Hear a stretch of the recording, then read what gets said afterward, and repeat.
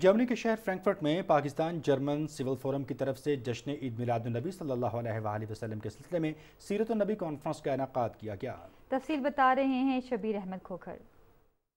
पाक German civil forum Germany के ज़ेर एहतमाम होने वाली सीरत कॉन्फ्रेंस में फ्रैंकफर्ट और इसके नवाई इलाकों से बड़ी तादाद में लोगों ने शिरकत की।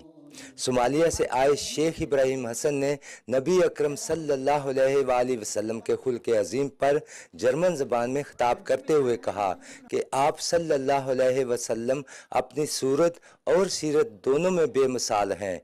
आपकी सीरत हमारे लिए मशअल राह है। इनका कहना था कि तमाम तार मुआशरती मसाइल का हल सीरत तैयबा की रोशनी में तलाश किया जा सकता है। जर्मनी के मारूफ नात खां राना मोहम्मद आसम कादरी, ज़ुबैर तिरमिज़ी, मोहम्मद अहमद कादरी ने आक़ाए दो जहां सल्लल्लाहु अलैहि वसल्लम के हजूर अकीदत के फूल पेश किए। नन्हे बच्चों ने भी आक़ाए दो जहां की खिदमत में नात रसूल मकबूल पेश की।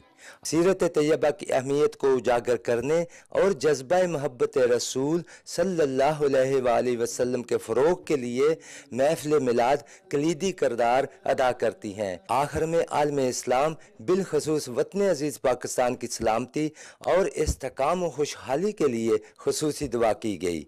Shabir Ahmed Khokhar, Pakistan television news, Frankfurt, Germany.